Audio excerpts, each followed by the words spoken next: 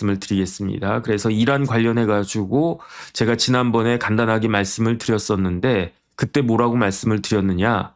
상인들이 그 시위에 참여했다고 그랬어요. 상인들이. 바자르라고 하는 아주 우리로 치면 남대문 시장 상인들이 들고 일어난 거예요.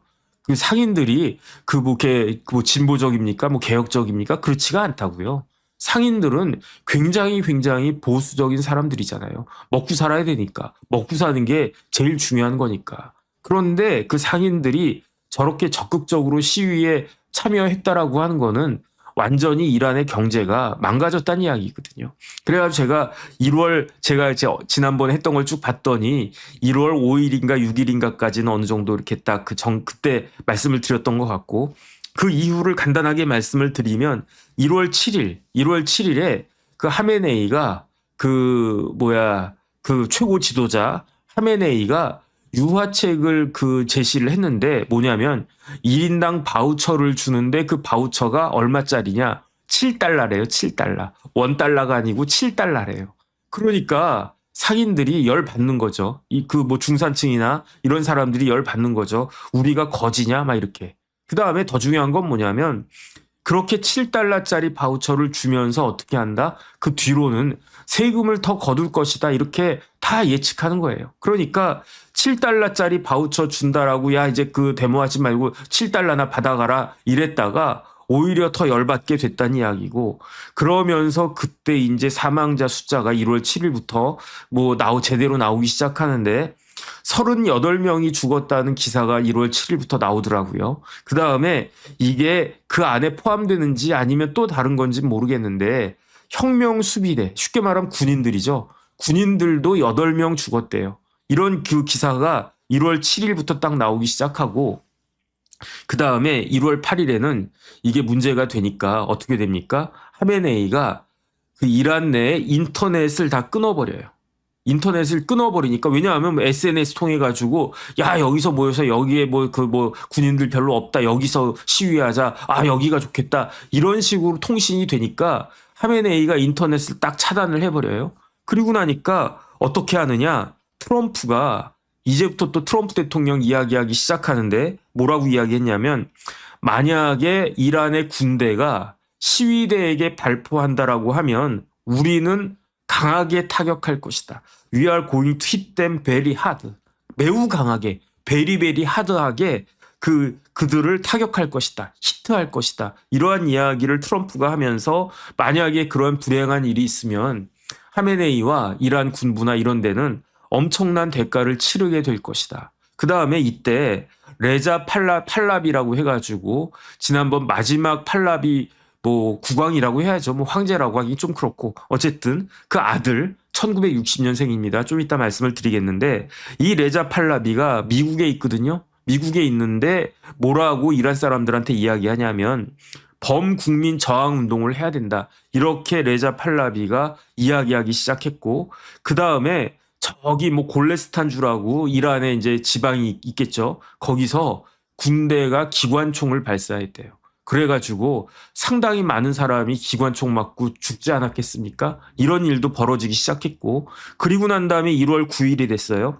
1월 9일이 됐는데 이때 제가 뭐라고 그랬습니까? 인터넷이 차단됐다고 그랬잖아요. 그러니까 짜잔하고 나타난 사람이 있었어요. 그게 누구냐?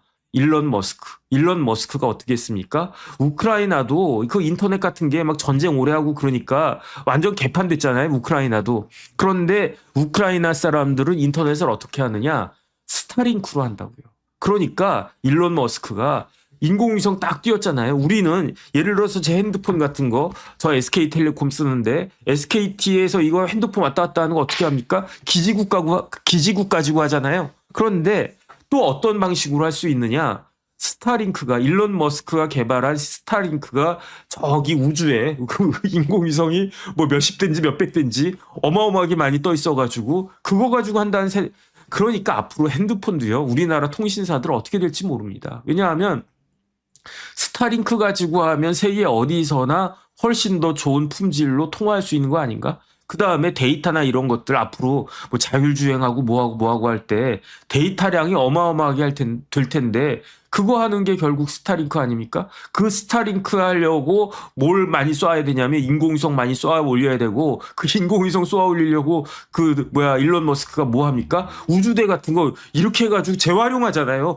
야, 진짜 우주선을 재활용하는 그런 시대가 됐습니다. 근데 어쨌든 그 일론 머스크가 스타링크 시스템을 이란에다가 무료 개방해가지고 이란의 인터넷이 스타링크 통해가지고 지금 뚫렸다는 이야기예요. 그러니까 하메네이가 뭐라고 이야기했느냐.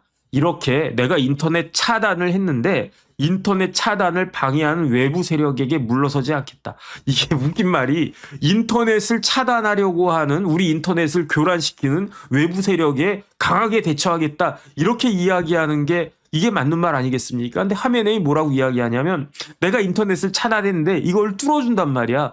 그럼 고마운 거지. 그런데 하메네이는 그렇게 인터넷을 뚫어주는 그 외부 세력들에 대해서 물러서지 않겠다. 이게 나랍니까 이게? 이게 제대로 된 정부냐고요. 그러니까 이란 사람들이 들고 일어날 수밖에 없는 거예요. 그러니까 어떻게 됩니까? 경제는 완전히 폭망한 거예요. 경제는 완전히 폭망해가지고 이란의 최대 은행이 있다고 합니다. 우리나라에서 제일 큰 은행이 어딘가? 뭐 국민은행 정도 되나? 그 은행에서 뱅크런이 일어났대요. 뱅크런이 일어나니까 그러니까 어떻게 됐습니까? 돈 없다. 은행이 돈이 없대요. 자금 인출 중단됐고 그 다음에 공식 환율이 그때 몇만 레알이라고 그랬단 말이에요. 그런데 암거래상으로는 한 150만 리알이라고 그랬단 말이에요. 근데 공식 환율조차도 2000%가 폭등을 갖다가 했고 우리나라도 그랬었어요. 지금 우리나라도 환율 막 오르고 있지 않습니까? 그래서 지난 연말에 하나은행 어떤 지점에서 달러 바꾸려고 막 했는데 달러 이제 다 떨어졌습니다. 달러 앵꼬 났습니다. 그렇게 해가지고 저 그 사진 봤는데 하나은행 어떤 지점에서 딱 붙여놨던 거 기억나시죠? 이란의 제일 큰 은행에서도 이제 돈이 없어가지고 현금이 없어가지고 자금 인출이 중단되는 그런 상황이 1월 9일이었고 그 다음에 제가 말씀드렸잖아요. 1월 7일에 사망자 수가 몇 명이었다? 38명이었다. 그런 이야기가 나왔는데 그런데 1월 9일 되니까 기사가 어떤 기사가 딱 떴냐면 테헤란에 있는 병원 6개 병원에서만 사망자가 217명이었대요. 그러니까 다른 도시 말고 그것도 테헤란에서 모든 사망자가 아니고 병원 우리로 치면 서울대병원, 삼성병원, 아산병원 이런 병원들 있지 않습니까? 큰 병원이겠지. 그 병원에 사망자가 몇 명이나 들어왔느냐? 217명이 들어와 있대요.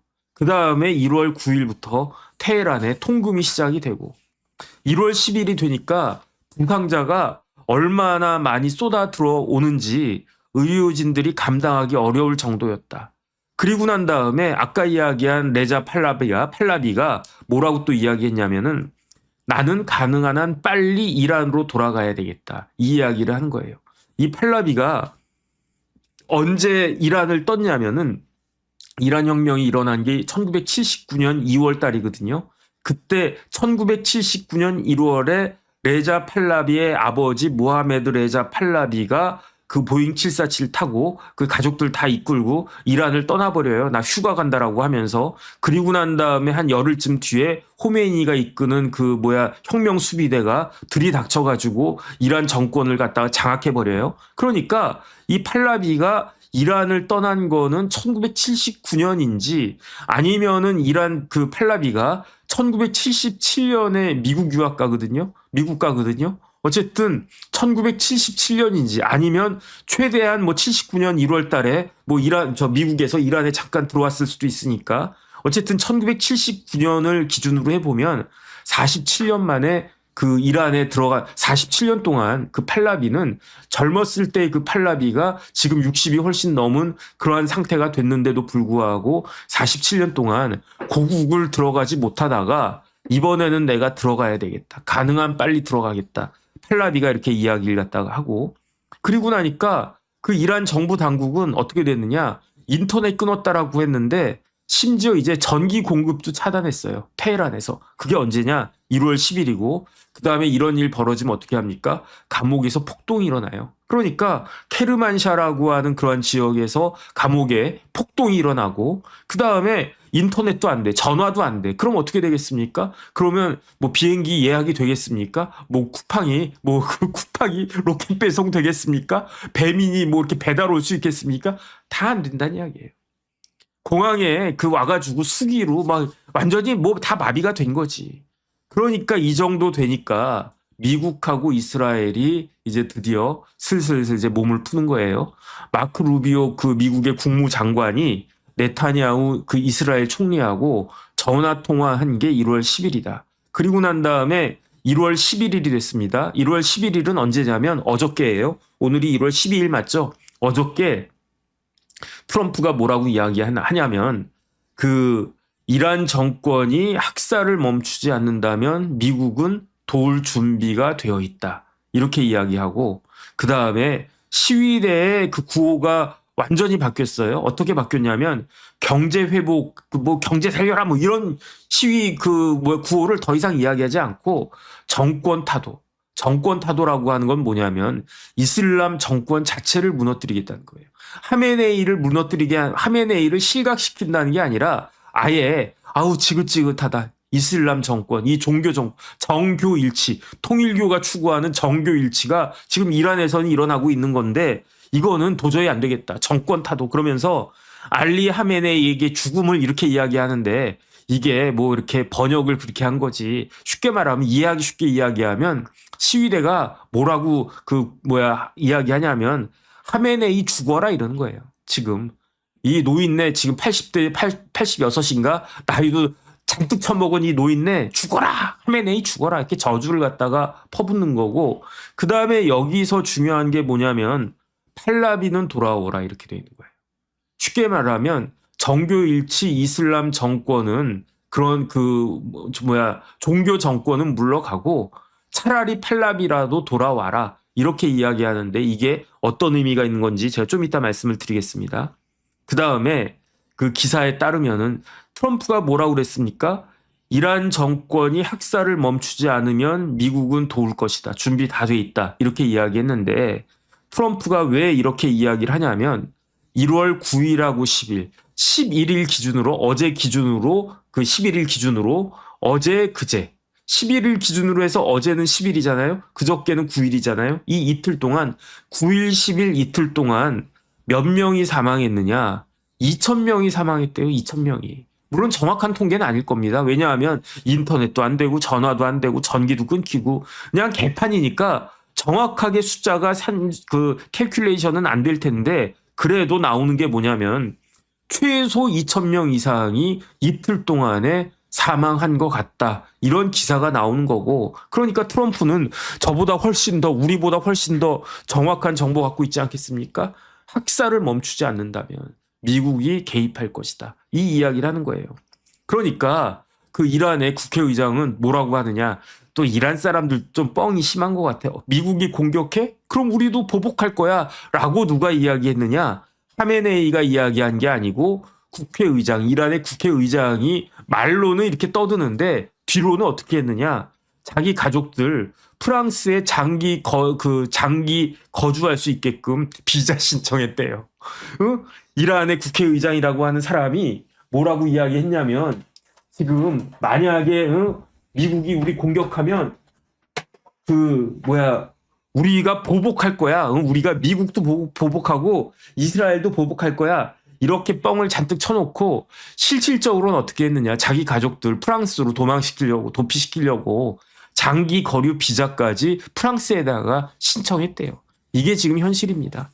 그리고 난 다음에 오늘 1월 12일에 트럼프가 뭘 밝혔냐면 겉으로는 항전한다 어떻게 한다 이렇게 이야기를 했어도 사실은 나한테 이란의 지도자들이 나한테 전화하더라. 그러면서 트럼프 형님 협상 좀 해주세요라고 간청하더라.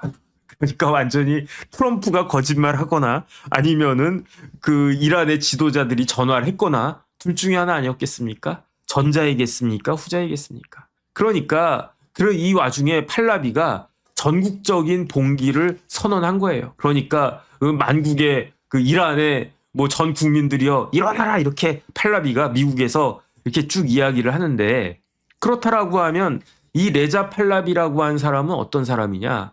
1960년생이에요. 저보다 7살 형님입니다. 대학은 어딜 나왔냐면 윌리엄스 칼리지 다니다가 그만두고 카이로의 아메리칸 대학이라고 그 중동에서 이슬람권에서 유명한 아주 유명한 대학이 있는데 그 카이로의 아메리칸 대학도 다니다가 중퇴하고, 그리고 서던 캘리포니아 대 미국의 서던 캘리포니아 대학에서 정치학으로 그 뭐 학사학위를 받았대요. 그 다음에 이 팔라비가 황태자로 책봉된 거는 제가 태어났을 때인 1967년입니다. 야, 제가 태어났는데 이때 그 팔라비는 황태자가 됐네. 아이고, 그때는 부러웠겠네. 지금은 뭐 별로 안 부럽습니다. 그리고 난 다음에 77년에 17살 때 그 팔라비가 유학을 가요. 어디로 유학을 가느냐? 미국으로 유학을 가는데 대학으로 유학 가는 게 아니고 어디로 유학 가냐면 텍사스 공군 기지로 가가지고 거기서 전투기 조종사로서 훈련을 받는 거예요. 그리고 난 다음에 79년에 제가 말씀드렸다시피 1월 달에 그 아버지 팔라비가 보잉 747에 자기 가족들이랑 먹고 살 만한 뭐 금덩이나 이런 것들 다 그 챙겨가지고 그 뭐 휴가 간다 그러면서 이란을 뜨고, 그리고 난 다음에 어떻게 됩니까? 그리고 난 다음에 저기 그 호메이니가 2월 1일에 그 이집트로 팔라비가 딱 갔을 때, 그래 그 아버지 팔라비가 모하메드 리자 팔라비인데, 모하메드가 1월 16일에 보잉 747 타고 비행기 타고 이집트로 떠났을 때, 그리고 난 다음에 보름 뒤인 2월 1일에 호메이니가 완전히 군사적으로 딱 다 제압해가지고 승리를 갖다가 하는 겁니다. 그래가지고 그때 뭐가 있었습니까? 테헤란에 있는 미국 대사관에 미국인 대사관 직원들, 대사관 직원 포함한 미국인이 52명이 얼마 동안이나 그 테헤란 공항에 억류되어 있었냐면 444일 동안이나 억류가 되어 있었잖아요. 그거 뭐 이렇게 연세 드신 분들은 아마 기억하시는 분들 계실 겁니다.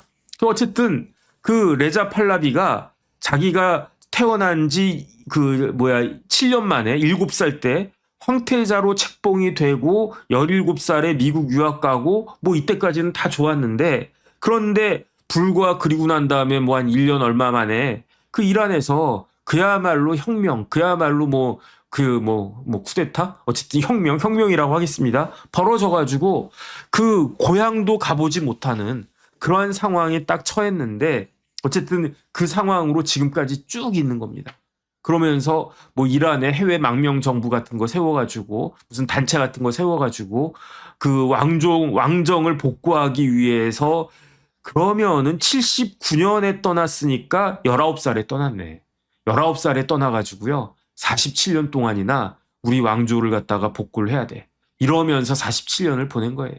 그런데 그 아버지 팔라비는 어떻게 됐습니까? 아버지 팔라비는 79년에 이제 떠난 다음에 80년에 그 사망해요. 80년에 그 세상을 뜨는데, 왜 세상을 갖다 뜨냐면 그 췌장암이 있었대요. 그래가지고 그 아버지 모하메드 레자 팔라비는 1919년생이니까 그러니까 1980년까지 그야말로 60살 산 거예요. 60살. 60살하고 조금 더 살았네. 그런데 그리고 난 다음에 어쨌든 지금 그 이야기한 그 레자 팔라비는 1986년에 결혼해가지고 86년이면은 26살 때인데 25살 때죠. 25살 때 8살 차이가 나는, 그러니까 그때 17살이었던 그 지금의 그 부인하고 결혼해가지고, 그런데 지금의 그 부인은 이민 1.5세대고요. 그 다음에 미국 변호사, 그 미국에서 로스쿨 나와서 미국 변호사이기도 하고, 어쨌든 그렇습니다. 근데 중요한 건 뭐냐면은 이란의 그 레자 팔라비보다도 그 모하메드 레자 팔라비 1980년에 혁명 일어나서 쫓겨난 다음에 쫓겨난 지 1년 만에 세상을 떠난 이 사람이 중요한데, 이 모하메드 레자 팔라비는 1919년생이라고 그랬어요. 그리고 난 다음에 이 사람의 아버지, 그러니까 지금 있는 황태자의 할아버지가 그 원래 국무총리인가 그랬는데 그걸 또 뒤집어 버려가지고 1925년에 팔라비 왕조를 갖다 세웠어요. 그러니까 팔라비 왕조가 세워졌으니까 그 사람의 아들이었으니까 그때는 모하메드 레자 팔라비가 뭐 황태자에 준하는 그런 지위였겠죠. 그리고 난 다음에 1930년에 스위스 육사 갔다가 그 스위스에 유학 갔다가 1936년에 귀국해서 그 이란의 육군사관학교 졸업하고 1939년에 이집트 공주하고 결혼했는데 그 이집트 공주가 무지무지하게 그렇게 미인이었다고 그러더라고요.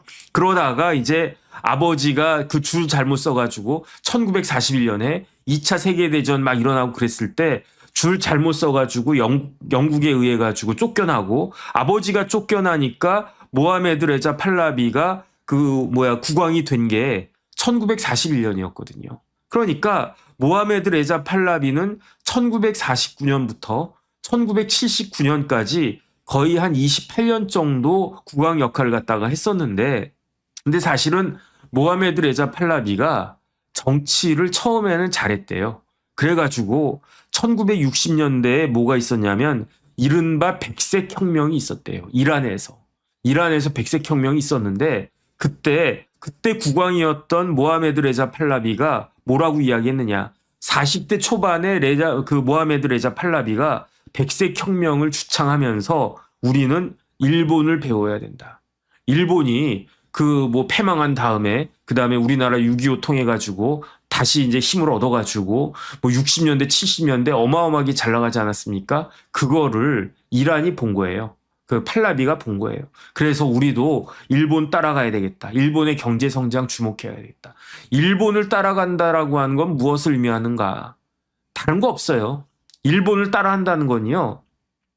미국하고 붙어야 되겠다 이거 아니겠습니까? 일본이 왜 잘 살았습니까? 일본이 물론 이제 막 원래 기술력도 있고 그다음에 일본 사람들이 그 옛날 50년대 막 60년대 이 영화를 갖다가 보면 야 우리 그래 재건해야 된다 우리 살아야 된다 하면서 어마어마하게 일 열심히 하고 그래가지고 결국은 소니도 나오고 막 그러지 않았습니까? 그런데 아무리 일본이 소니도 있고 도요타도 있고 그래도 중국하고 붙었으면 어떻게 됐겠습니까? 그럼 일본이 어떻게 됐겠습니까? 그런데 어쨌든 일본이 자기네들 제품 만들어가지고 미국 시장에다가 막 팔아가지고 그래가지고 경제 성장을 어마어마하게 이룬 거잖아요. 그런데 팔라비가 백색혁명이라고 하면서 일본을 주목하자. 그래서 일본을 뚫어지게 봤더니 뭐가 보이느냐? 일본 뒤에 미국이 보이는 거예요.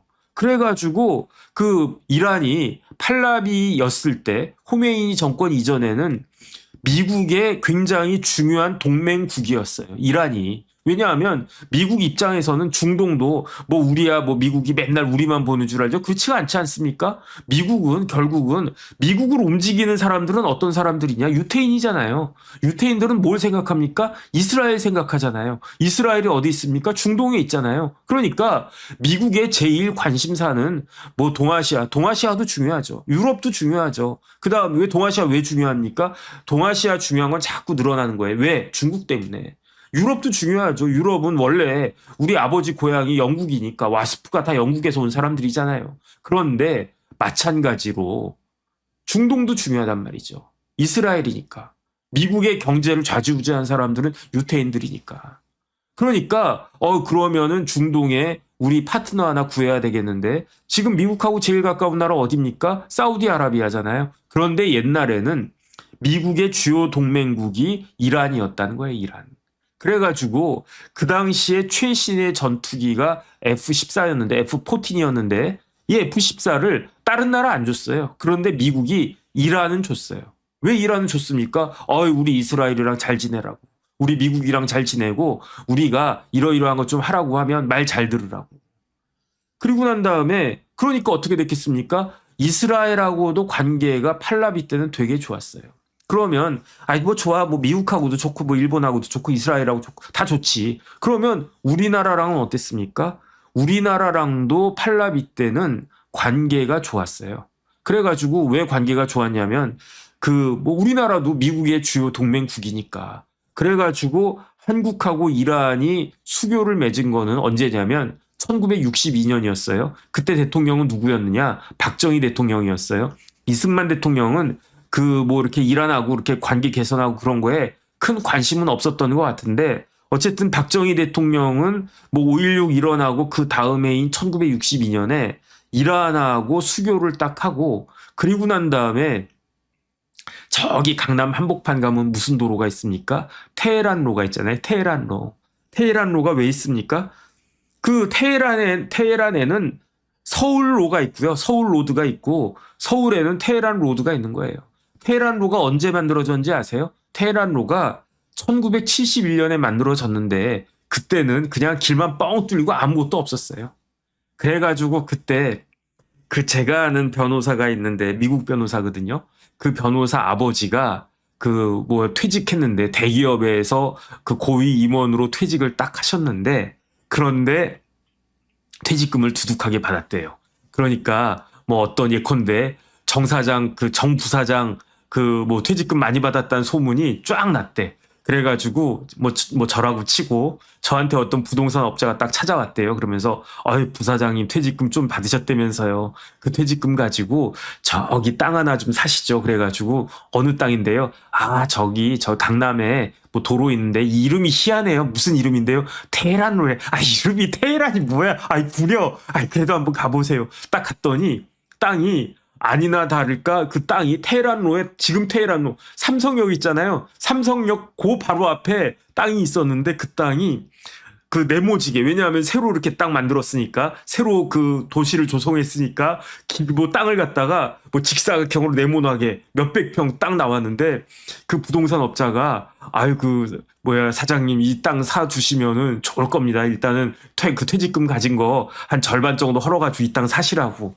그렇게 이야기를 했는데 그때가 아마 뭐 늦가을이나 뭐 그랬대요. 근데 갑자기 바람이 휙 불더래. 그러니까 그 밑에 있던 뭐 쓰레기 봉지 같은 것들 있지 않습니까? 뭐 새우깡 봉지 이런 것들이 휙 날리더래. 그래가지고 그 친구 아버지가 야 만약에 내가 저 땅 사면은 응? 저기 그 저 쓰레기 같은 거 내가 치워야 되지 않나? 라고 하면서 안 살래요 한 다음에 어떻게 생각을 하셨냐면 결심했어. 나는 땅에 투자하지 않을 거야. 나는 우리 애한테 투자해야 되겠어. 그래가지고 그 친구를 미국 유학 보내가지고 그 친구가 미국 변호사 돼가지고 지금 되게 잘하는 유능한 미국 변호사인데 그런데 그 친구가 하는 이야기가 밥 먹으면서 왜 우리 아버지는 나한테 투자해가지고 나를 이렇게 고생시키는지 모르겠다고. 그때 땅에다가 투자했으면 그때 땅이 뭐 한 300평이다 뭐 한 400평이다. 그러면 테헤란로 땅값이 얼마입니까? 평당 뭐 한 3억 정도 한다라고 치면 우와 1,000억이 넘네. 그러면 내가 진짜 변호사들 뭐 오라가라 하면서 그냥 편하게 살았을 텐데 왜 우리 아버지가 쓸데없이 나한테 투자해가지고 나 고생시키는지 모르겠다고 그 이야기를 했는데 그 테헤란로가 언제 만들어졌느냐? 1971년에 만들어졌어요. 1971년에 테헤란로가 서울에 조성됐을 때 어느 나라가 잘 살았을까요? 우리나라가 잘 살았을까요? 이란이 잘 살았을까요? 1971년에는요, 우리나라 국민소득이 1인당 GNP가, 1인당 GDP가 1,000불도 훨씬 안 됐었어요. 1980년에 우리나라 GDP가 1,700불, 1,800불 그 정도 됐었거든요. 1971년이면요, 500불도 안 됐을 거예요. 그때 이란은 어땠겠습니까? 그때 이란은요, 어마어마하게 잘 살았어요. 그래가지고 왜 어마어마하게 잘 살았느냐? 1970년대 말에 뭐 75년, 70막 이럴 때 뭐가 있었습니까? 오일 쇼크가 있었어요. 우리한테는 오일이 쇼크였는데 왜냐하면 기름값이 확 올라갔으니까. 이란은 어떻습니까? 완전히 오일의 그 뭐 축복이지. 오일 경사지. 아이고 석유값이 팍 올랐으니까. 왜냐하면 이란은 원유 확인 매장량이 세계 4등이거든요. 세계에서 기름이 제일 많은 나라가 어디라고요? 베네수엘라. 2등이 사우디아라비아. 3등은 어딘지 모르겠습니다. 4등이 이란이에요. 4등이. 세계에서 가스가 제일 많은 나라가 어딘지 아세요? 그게 저도 모르겠어요. 2등은 알아요. 2등이 이란이에요. 근데 1970년대 때 오일 쇼크 때 돈이 어마어마하게 들어와가지고 주체할 수 없이 돈이 많아진 거예요. 그러면 이 나라가 잘 돼야 되지 않겠습니까? 그런데 팔라비가 처음에 백색혁명하고 막 그랬었는데 이렇게 돈이 많이 들어오고 하니까 생각이 바뀐 것 같아. 그러면서 그때 뭐 부정부패도 일어나고 무엇보다도 빈부격차가 확 벌어지고 그러니까 이란의 민중들이 눈이 돌아가 버린 거예요. 잘 사는 사람들은 돈을 그냥 펑펑 쓰는데 그 돈이 우리한테까지 오지는 않거든. 만약에 이란이 조그만 나라였으면 이란 저렇게 안 됐을 겁니다. 그런데 이란의 인구가 몇 명이냐면요. 9,241만 명이거든요. 그런데 석유로 인해 가지고 들어온 돈이 뭐 9천만 원한테 다 일일이 쫙 풀렸겠습니까? 그렇지가 않아요. 일부 상류층 뭐 한 10% 정도 되는 1,000만 명은 무지무지하게 잘 사는데 나머지 8천만 명은 어려운 거야. 근데 사람이 배 고픈 건 참을 수 있어요. 저도 배 고픈 건 참을 수 있습니다. 그런데 다른 사람들 막 찐빵 먹고 있는데 난 배가 고파. 이거는 못 참는 거지. 다른 사람들은 찐빵을 막 10개씩 먹는데 난 하나밖에 없어. 이거는 못 참는 거지. 그래가지고 1978년부터 반팔레비 시위가 딱 벌어졌다가 좀 전에 말씀드린 것처럼 1979년 1월 16일에 이 시위가 격화돼가지고 팔라비 그 국왕이 이집트로 도망가 버리고 호메이니가 승리해가지고 지금까지 47년 동안 이렇게 있었는데 지금은 그때 제 기억에 1970년대 뭐 이럴 때 1인당 GDP가요. 막 6,000불, 7,000불 그랬대요. 그래서 세계에서도 손에 꼽을 정도로 무지하게 잘 사는 나라였는데 지금 그 1인당 GDP가 얼마인 줄 아세요? 이란의 1인당 GDP가 재작년에 2024년에 4,503달러였는데 그런데 지금은 몇 달러냐? 3,897달러예요. 2025년에 재작년보다도 확 떨어졌어요. 10%가 한 20% 가까이 그렇게 떨어진 거예요. 그럼 우리나라는 어떻게 됐느냐? 우리나라도 1인당 GDP가 떨어졌어요. 우리나라가 재작년에 1인당 GDP가 오늘 신문 보고 제가 적어놨는데 36,223달러였어요. 2024년에. 작년엔 얼마였느냐? 36,107달러였어요. 재작년이나 작년이나 비슷했는데 올라가지 못하고 비슷했는데 재작년보다 작년에 100달러 이상이 빠진 거예요. 그러니까 미미하지. 차이는 미미한데 어쨌든 우리나라는 지금 정체되고 있거나 정체된 곳보다 조금 떨어지고 있거나. 최태원 회장이 뭐라고 그러셨습니까? 최태원 회장이 우리나라에게 주어진 시간은 5년밖에 없다고 그랬어요.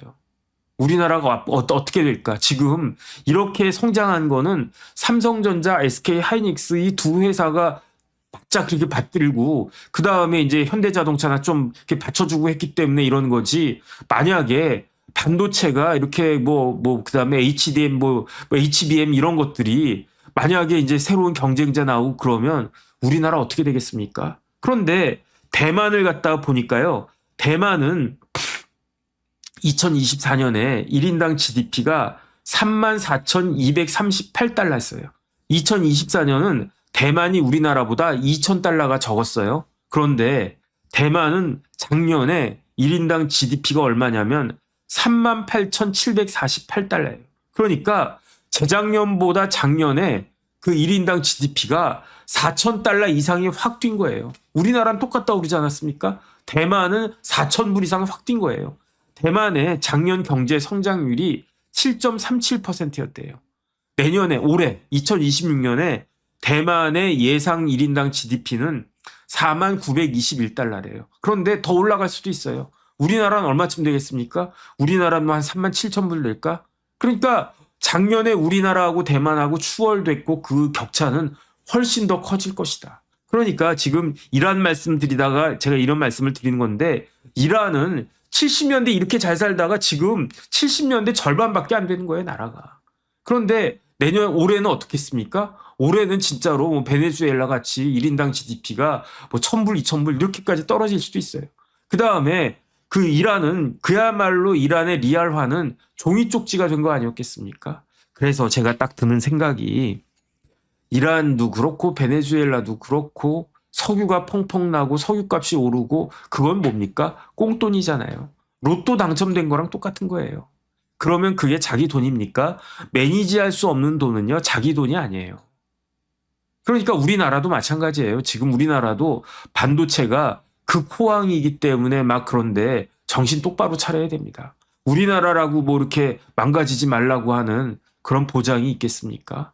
그러니까 어쨌든 이런 것들이 딱 걱정이 되고 그다음에 오늘은 시간이 제가 좀 촉박해가지고 간단하게 말씀드리고 끝내겠습니다. 그런데 제가 모두에 말씀드렸잖아요. 아이 그 하메네이를 갖다가 쫓아내는 거 다 좋아. 하메네이 아주 나쁜 사람이야. 뒤로 돈 엄청나게 챙겼대요. 돈이 뭐 몇십 조가 있대요. 뭐 샤리안가 뭔가 해가지고 그 돈 가지고 이제 모스크바로 튈 것 같아. 제가 봤을 때는 며칠 내로 튈 것 같습니다. 아니면 말고.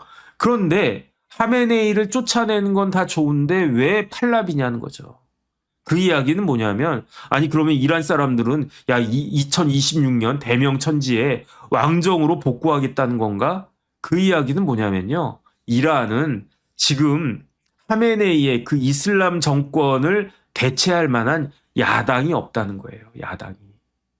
만약에 우리나라가 예컨대 뭐 민주당이든 국민의힘이든 예컨대 뭐 그 직접 이야기한 좀 거시기 하니까 A라고 하는 정당이 집권당인데 그 정당이 개판을 친단 말이에요. 그래서 A라고 하는 정당의 대통령이 도망가 버려요. 뭐 탄핵당해요. 뭐 그렇게 하면 어떻게 되겠습니까? 우리나라는 야당이 있잖아요. 뭐 지금 국민의힘 아무리 뭐 힘이 없어 보여도 어쨌든 야당은 있잖아. 그러니까 우리나라는 여당하고 야당이 왔다 갔다 이게 견제가 되는데 북한도 마찬가지고 그 이란도 마찬가지고 야당이 없는 거예요. 그러니까 지금 이란 사람들은 이런 생각하고 있을 겁니다. 어떤 생각하고 있냐면 아우 하메네이 지긋지긋해. 저 노인네 빨리 죽었으면 좋겠어. 하메네이 죽어라 지금 이러고 있단 말이죠. 근데 하메네이가 물러난 다음에 하메네이도 아들이 있단 말이죠. 리틀 하메네이가 들어오면은 하메네이 쫓아낸 게 무슨 의미가 있겠는가. 그 다음에 하메네이 옆에서 대통령 하는 사람이 하메네이를 갖다가 이어받아가지고 그래가지고 그 뭐가 됩니까? 그 뭐야 이란의 완전 최고 그거 하는 거 그 뭐였죠? 저도 갑자기 까먹었네. 어쨌든 최고 권력자가 딱 됐다. 그 하메네이도 호메이니가 그 죽은 다음에 대통령 하다가 그거 되지 않았습니까? 그게 뭐야? 어쨌든 그거 되지 않았습니까? 그러니까 라흐바르. 그게 생각이 안 났어요. 하메네이도 호메이니가 살아있을 때는 대통령이었다가요. 호메이니가 죽으니까 라흐바르가 됐단 말이죠. 지금 이란에 대통령이 있어요. 그러면 하메네이 물러나고 대통령 다시 뽑자 이게 아니에요. 왜 그러는가? 야당이 없기 때문에. 정치적 구심점이 없기 때문에. 그러니까 지금 오죽하면은 이란 사람들이 팔라비 보고 돌아오라고 할까. 그런데 지금 그 팔라비가 아직 살아있단 말이죠. 그 팔라비의 그 자식들은 딸밖에 없어요. 그러니까 뭐 이렇게 복잡해지는데 어쨌든 모하메드 리자 팔라비의 아들 1960년생 나이가 지금 66세가 다 되어가고 있는 그 리자 팔라비가 미국에 살아있으니까 그러니까 이 팔라비가 그래서 자기가 미국 이란으로 들어가겠다는 거예요. 이란에는 야당이 없으니까. 야당이 없고 그냥 그 하메네이가 뭐 그 공백이 되어버리면 그러면 또 무슨 뭐 군부가 쿠데타를 일으킨다든지 이렇게 되는 거니까. 그러니까 결론은 제 생각에는요. 그 첫 번째 레자 팔라비가 이란에 돌아갈 것인가. 만약에 이란에 들어가면요. 잘못하면 죽을 수도 있어요. 그래도 돌아가야지. 돌아가서 그 레자 팔라비를 중심으로 해가지고 그래서 새로운 정치 세력이 만들어질 수 있을 것인가. 그 다음에 결국은 그 군사력이 중요하니까 무력이 중요하니까 아마 근데 트럼프 대통령은 개입을 해야 되겠다 이참에 하메네이 정권 완전히 싹 쓸어버리고 이란에다가 친미적인 미국과 아주 그 소통이 잘 되는 그러한 정권을 만들어야 되겠다라고 트럼프는 생각하는 것 같아요. 확실히 트럼프 대통령은 진짜로 전 세계적으로 세계를 경영하는 그러한 관점을 가지고 있는 건 사실인 것 같아요. 그러니까 베네수엘라 해가지고 그렇죠. 이란도 석유가 베네수엘라만큼은 아니지만 무지하게 많다고 그러지 않았습니까? 그럼 이란의 석유를 어디서 가져갈까요? 그건 다 중국에서 가져가잖아요. 그러니까 베네수엘라도 그렇고 이란도 그렇고 결국은 이것도 또한 결국은 미국하고 중국의 패권 다툼인데 트럼프는 밀리지 않는 것 같다. 그다음에 그 와중에 어떻게 됐습니까? 아마 작년 6월에 트럼프 대통령이 이란을 폭격했을 때 이런 일이 있을 것이다라고 예측하고 한 거 아닌가? 저는 개인적으로 그런 생각이 듭니다. 그나저나 지금 이란에서 뭐 몇천 명이 막 사망했다고 그러는데, 근데 이렇게 되면요, 그러면 이란 정권은 유지가 안 됩니다. 그 다음에 제가 아직 확인은 못했는데 얼핏 제가 뭐 어떤 유튜브에서 들었는데, 이란의 시위대를 진압하는 군대가 이란 군대도 있지만 이라크 군대도 있다고 그러더라고요. 그게 만약에 사실이라고 하면 저는 어느 나라 생각나냐면 조선이 생각나요. 조선이 어떻게 했습니까? 고종이 어떻게 했습니까? 조선 농민군을 진압하기 위해서 조선 농민군한테 감당이 안 되니까 조선의 정부군이 동학 농민군을 감당을 못 하겠으니까 불러들인 게 어딥니까? 그게 청나라하고 일본이었잖아요. 그래가지고 벌어진 게 청일전쟁 막 그런 거 아니었겠습니까? 그런 것과 지금 비슷한 상황이 만약에 이라크 군대가 이란으로 들어왔다라고 하면 그런 일이 벌어지는 거예요. 그리고 뭐 우리나라 뭐 옛날에 4.19 때나 뭐 이럴 때나 뭐 그런 것보다 몇십 배, 몇백 배 더 심각한 상황이 이란에서 벌어지고 있는 것이다. 그런데 그 당시 우리나라하고 차이점은 뭐냐면은 어쨌든 우리나라는 이란은 제대로 된 정치 세력이 없는 것 같고, 그러니까 오죽할 게 없으면 뭐 이란 국민들이 뭐 국왕이 좋아가지고 팔라비를 갖다가 다시 오라고 하겠습니까? 뭐 그랬을 수도 있죠. 왜냐하면 옛날 팔라비 시대 때는 잘 살았으니까. 그때는 진짜로 테헤란로 같았으니까. 우리나라 테헤란로 같이 뭐 명품 쫙 입고, 옛날 사진 보세요. 옛날 사진 보면은 젊은 여성들이 히잡 같은 거 안 쓰고 그야말로 뭐 뉴욕이나 서울에 있는 뭐 여성들처럼 이렇게 뭐 원피스 같은 거 이렇게 이쁘게 입고, 그 다음에 고급차 타고 다니고 명품 쫙 입고, 옛날 70년대 테헤란이 그랬거든요. 그 다음에 마지막으로 한 가지만 말씀드리고 끝내겠습니다. 제가 옛날에 소설 읽었거든요. 그 소설의 배경이 테헤란이었어요. 한국의 젊은이가 돈 벌러 세계를 막 가다가 여기다 해가지고 테헤란 뚫어가지고 돈 많이 번다는 내용이 그 소설의 내용이었거든요. 그래가지고 저는 이게 말이 되나? 70년대는 그랬어요. 70년대는 한국 사람들 뭐 예컨대 김우중 같은 젊은이들이 어디서 돈 벌 수 있나?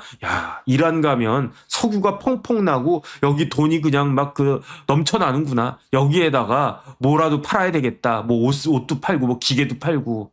그런 이야기가 옛날 제가 읽은 소설에 나오는데 그 소설의 배경이 1970년대다. 저는 다시 한번 말씀드리겠고요.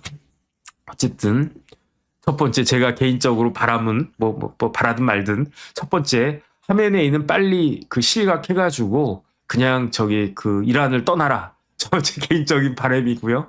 그 다음에 이란에 이제 더 이상 희생은 없어야 되겠다. 사람이 죽어나가고 그러면 되겠습니까? 그 다음에 빨리 안정이 돼가지고 이란의 많은 천연 자원 같은 것들. 그 다음에 이란의 땅덩이가 얼마나 넓습니까? 그 다음 또 이란의 페르시아 문명 같은 거 얼마나 찬란합니까? 정상적인 나라가 돼가지고 이란이 세계에도 기여하고, 그 다음에 우리나라에도 보탬이 되고, 그걸 위해서 팔라비가 뭐 국왕이 돼도 저는 뭐 I don't care.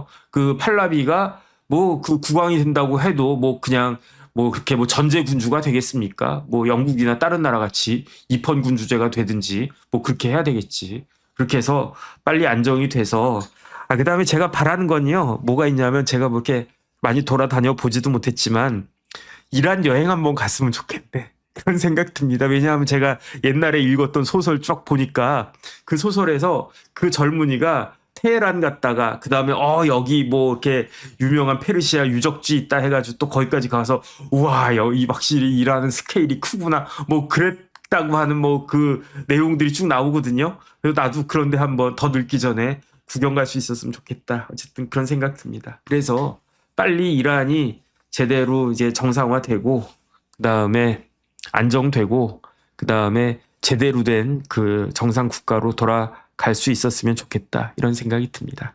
네, 저는 내일 인사드리겠고요. 내일은 뭐 특별한 일이 아직은 없어서 늘 하던 대로도 아니죠. 요즘 왔다 갔다 해가지고 죄송한데, 내일은 아마 11시 반이나 12시나 제가 가능한 시간 정해가지고 다시 내일 만나 뵐 수 있도록 그렇게 하겠습니다.